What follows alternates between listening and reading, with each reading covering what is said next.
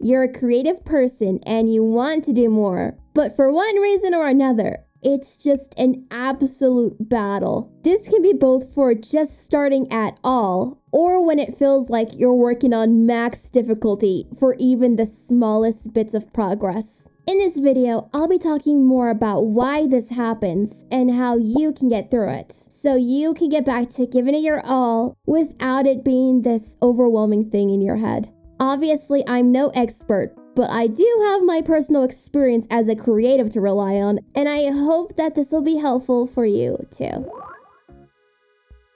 I think the source for a lot of the struggle comes from one thing, and that's pressure. Basically, it's all the shoulds that get between you and whatever it is you're working on. I'll be covering 3 areas for where I think this comes up especially. These being for comparison, over-identification, and variety. In addition to that, I'll of course give some advice for what to do in these scenarios. For now, let me tell you a little bit more about myself just to kind of set the scene. If you don't know me, hello, I'm Nyx. I've been doing creative stuff for 13 years now, primarily with art, though writing was also a big thing for me too. Of course, I only went public with my work in 2023 with this YouTube channel. It actually took a lot of courage to put myself out there at all. And now that I'm actually doing the thing, it can still honestly feel like a lot. So experience-wise, there was just a lot of years that I didn't actually start on what I was interested in, right? And then when you actually do start, there's still hurdles to face. With that, let me tell you about the first hurdle of comparison. To define it, it's something you measure up against to evaluate whether you're doing something right or not, or just to see where the similarities and differences are between 2 or more different things. In the context of a creative, you basically end up comparing your work with people who are further ahead, with projects that are already complete, and of course, just the general trends that come up naturally in your niche. And there's kind of 2 directions that this can take you. One is if you haven't started your thing yet.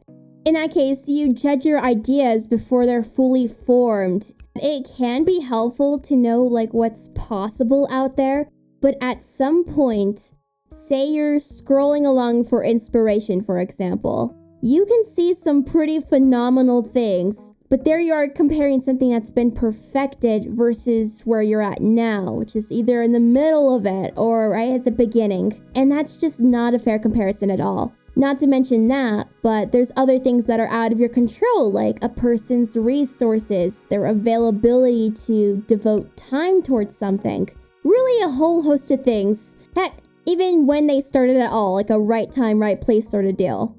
When you compare with all these other factors in mind, it can make you feel helpless. It can make you feel like, hey, my idea is probably not even worthwhile. Or if not that, you might not share it with the world.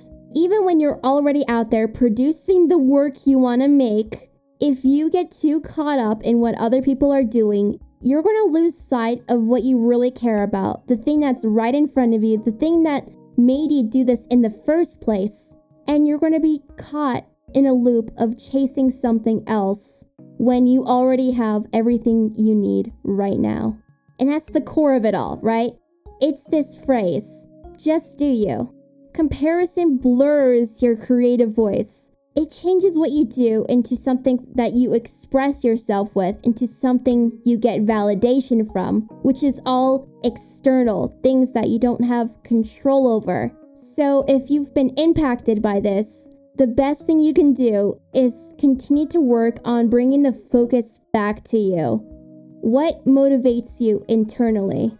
When you focus on just doing you, you'll be less worried about whether it's better or worse than something else out there, and be more invested in whether it feels true to you and your vision. There is one more thing I do think about with comparison as well. And it's that it can set some rather high standards for yourself in what you would like to do versus where you're at. And it feels like an impossible thing to bridge. That's kind of what we'll be leading into with our next hurdle, which is over-identification. To give an example, let's say you're an artist, right? And being an artist has for a long time been your big thing, the thing you're known for. I know that was the case for me. Growing up, it was the thing I anchored around, right? I'm sure you can relate, but you receive compliments for the little artworks you make and you're like, yippee, right? But then as you grow up, you still kind of hold on to that word, whatever term that it may be for you. And the stakes can feel high when you want to validate your identity. Let's use the word writer now, okay? Writing has been your big thing for a long time. It's how you view yourself creatively. But let's say you haven't written in a while. Or maybe if you do write, it just feels like a flop. It's like, why did I even do that? That is terrible. Either of these can be devastating, especially as more time passes and you see more of this failure of not doing what you think you should be doing, of producing a quality that just doesn't align with your ideal from, again, that whole comparison of what you think a writer should be versus where you actually are. That is where over-identification comes in, because all of a sudden, no longer is this role a separate thing from you, but it's your whole life, it's your whole world. And if you're failing at this one thing here, doesn't that mean the world is ending? In your head it is, but it's not reality. And that's, again, because the self-worth is tied to the quality, the reception, the action of doing. And yeah, this is terrible. We can all agree that this is terrible, but there is a way to get out of this. We're going to bring back that term, just do you. How are we going to interpret it now? Well, you need to expand how you see yourself. You need to detach your identity from the outcome of this role you have held on to for so long and realize that you are more than just this one thing. What does this do for you? Well, it gives you some flexibility. It gives you some breathing room so you can reel it back when you find yourself going down this thought spiral. If you have that time to take a breath and to realize, hey, everything is still okay. It's actually that attitude that'll get you to start more easily, because failure is no longer life or death. It's more just a part of the process. It has no impact on who you actually are as a person, which is going to lead us to our final hurdle, which is variety. This is honestly an extension of the previous point, but I really want to emphasize how important it is that you're not just doing your interest at all times. And by interest, I mean the thing that consumes your mind, whether you're going at it all the time or whether you're fretting. So what's variety all about? Basically, it's the idea of what you actually spend your time doing. And the hurdle is when you find a lot of your time being consumed by one singular interest. Either if you're overworking and giving your all for this one single thing, or if you just find yourself thinking about it all the time. The main struggle here is feeling like you always have to be on, or maybe you're just forced into being that way. This can lead to burnout or getting in a loop of consumption, like gathering inspiration endlessly, even though it's preventing you from doing actual work.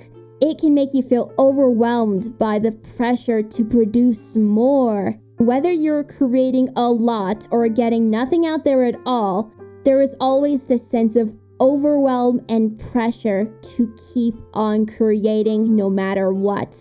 And this is not healthy. What do you do when you feel like you have to just keep going? Well. It's again back to the idea that you are more than just this one thing. The other areas of your life are just as valid and important to your well-being, even if they can feel like distractions, or if they can, in the moment, make you feel guilty. One example of this is, Like when you play games, for example, or just enjoy literally any other hobby at all. When you take breaks, it can feel like you're being unproductive. Oh no, you're not working 24/7 or you're not fretting 24/7, right? You're going to lose your momentum maybe. There can be a lot of angles where this comes from. And of course, you can always throw in that whole, oh yeah, society part of, oh wow, this is just the normal thing to do. But no, I'm here to say it's good to take a break. You deserve a break. And a real break too, where you can actually let your mind wander and think about other things. And let me tell you, it's in these moments of downtime that you're actually going to find yourself getting inspired and refilled and ready to get back to doing what you really care about. The flip side again is just if you're always locked in, things can just become dull and uninspired and lead you down the path of a creative block of some sort. Sometimes, yeah, I get it, you have to push through to make ends meet, but it's still not the healthiest thing to do on the long run. When you let yourself be more than just this one thing, when you can release some of that pressure to perform, to create, or to be a specific thing, you'll become more of you and less impacted by these external things, these external comparisons that prevent you from really understanding what inspires you, what motivates you, what you want to say versus what you think other people might like to hear, which I know there's a factor of that for sure. Understand your audience or whatever, right? But no, remember, you as the creative person are very important, and you need to do whatever you can to protect yourself, your sanity, so you can actually keep doing this without it being a toxic relationship, basically, with the thing that brought you so much joy in the past. And that's kind of where I want to wrap up today. Just doing you is enough. Just being yourself is enough. And that includes all of you. From the downtime, from your other interests, from whatever else you care about is enough. And I'm talking about the complete whole you. When you can open yourself up to that, you don't always have to be doing this activity to validate yourself, basically. You don't have to water down the thing that sparked the joy. Following your interests is enough. And whatever you create, it doesn't need to be new. It doesn't need to be revolutionary. It doesn't need to be the best. It just needs to be yours. You have a whole lifetime of experiences that will make whatever you do wholly unique, wholly yours. And whether it succeeds or whether it flops, it's just a moment in time, part of the process of being you, of improving and maybe sometimes slipping, but hey, it's okay to be imperfect, basically. And if you can solidify that thought in your brain that, yes, you're going to be okay, then this will alleviate the pressure. It will alleviate the comparison, the over-identification, that need to keep on going. You can let that go and be more at ease, and it will make it so much easier to create. If you enjoyed this video and would like to support a wild artist out there, please check out my website and consider becoming a member. See you next time.